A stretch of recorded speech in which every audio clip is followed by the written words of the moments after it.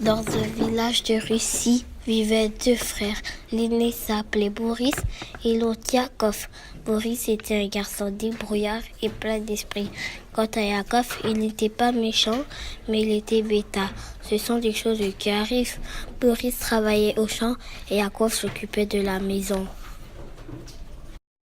Un jour, comme Boris était en train de labourer, voilà que sa charrue bute dans une marmite enterrée là au milieu du champ.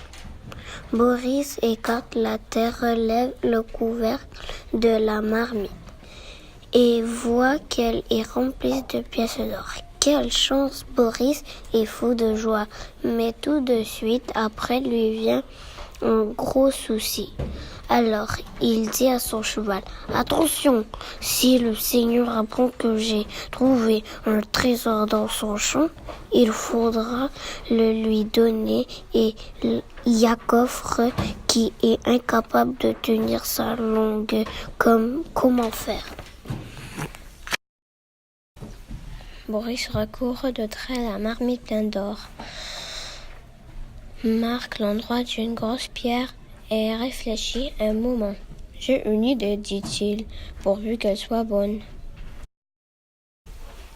Au retour, il passe près du ruisseau et regarde dans le filet qu'il a tendu la veille. Boris y trouve un poisson et l'emporte. Un peu plus loin, comme il passe devant le collet, Boris retire le lapin et met le poisson à la place. Puis il revient au ruisseau et dépose le lapin dans le filet à poisson.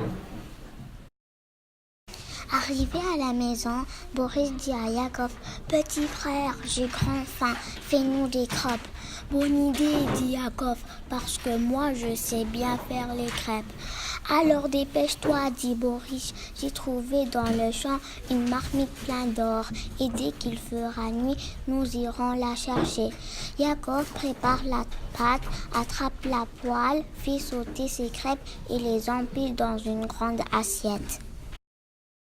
Pendant ce temps-là, Boris est à table et pour une crêpe qu'il mange, il en met en cachette dedans sa musette. Quand elle est remplie, Boris dit à son frère, « Vraiment, Yakov, il n'y en a pas de comme toi pour faire des crêpes. Maintenant que j'ai le ventre plein, je vais aller au bois lier quelques fagots. Mange ta part, prends bien ton temps. Quand tu auras fini, viens me rejoindre. » Arrivé dans le bois, Boris tire les crêpes de sa musette et les accroche au bout des branches. Un peu plus tard, Yakov vient le rejoindre et comme il voit les crêpes sur les arbres, il s'écrie « Regarde un peu Boris, il y a des crêpes sur les arbres. » « Eh bien, je n'avais jamais vu ça, moi. » Et Boris répond « Ben, c'est comme la pluie, ça n'arrive pas tous les jours. Celles-ci sont tombées du nuage à crêpes qui vient de passer au-dessus de nos têtes. Tu ne l'as donc pas vu ?» Yakov en reste bouche bée.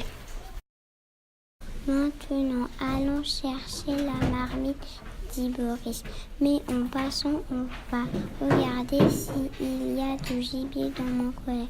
Arrivé au collet, il y trouve un poisson. Ça alors, dit Yakov, c'est la première fois que je vois un poisson pris dans un collet. Comment a-t-il pu sauter du ruisseau jusqu'ici? Mais enfin, dit Boris, ne vois-tu pas que celui-là est un poisson des bois? Yakov est resté bouche bée. Quand les deux frères passent près du ruisseau, Boris dit encore, voyons dans mon filet s'il y a quelque chose de regarde dans le filet où il trouve le lapin.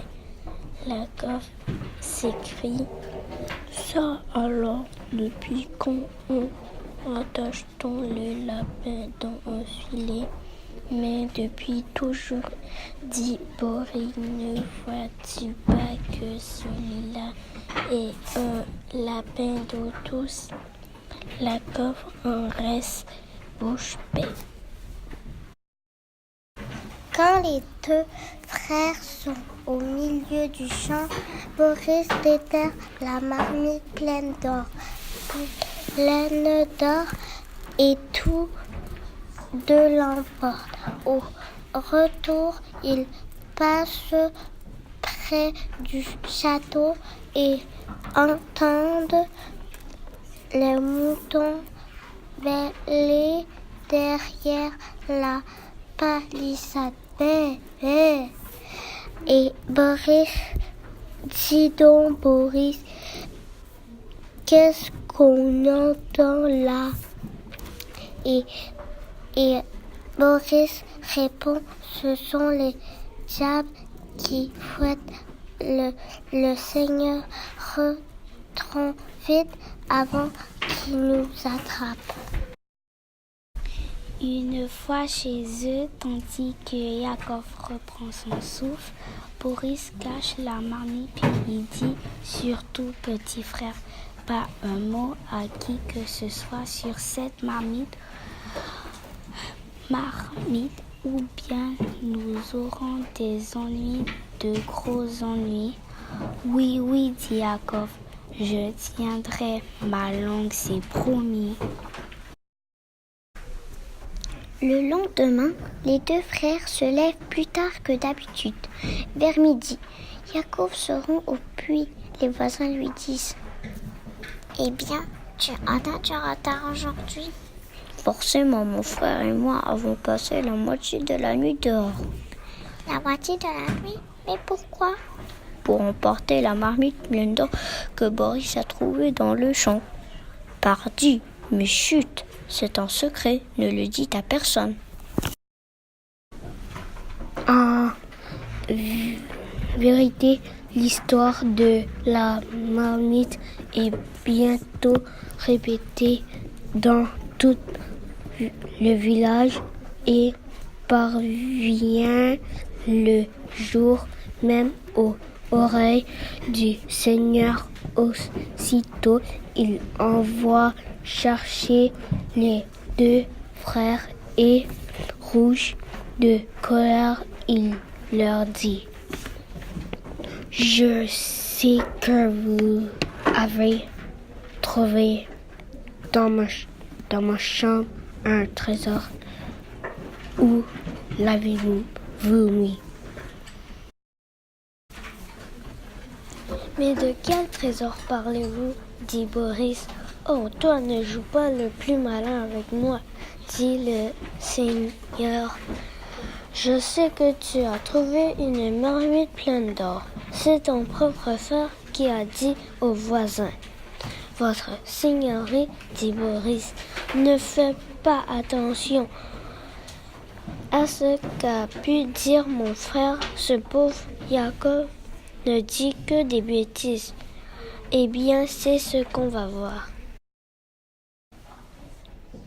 Et le Seigneur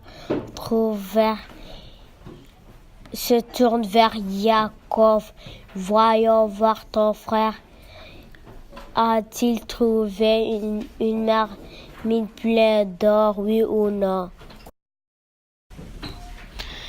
Bien sûr qu'il l'a trouvé, mais ne le dites à personne. Tant Francis me plaît, mon garçon. Vous êtes allé la chercher cette nuit? Puis votre Seigneur, mais gardez ça pour vous, c'est un secret. Raconte-moi comment vous avez fait. Et tâche de ne rien oublier. Je veux tout savoir. Bon, d'abord, on a traversé les bois et on a vu des crêpes sur les arbres. Des crêpes sur les arbres? Quelles crêpes? Celles qui sont tombées du nuage à crêpes quand il est passé au-dessus de nos têtes. Qu'est-ce que c'est cette histoire? C'est ce qu'on a fait cette nuit, votre Seigneurie. Après ça, on a trouvé un poisson d'eau des bois dans le collet, un lapin d'eau douce dans le filet, et puis Boris a déterré la marmite. Les bras m'en tombent, dit le Seigneur. Et après? Après, on est rentré chez nous et quand on est passé près du château, on a entendu les diables qui vous fouettaient. Mais ce garçon est complètement fou. Oh non, votre seigneurie, même qu'on vous a entendu crier comme un cochon qu'on égorge.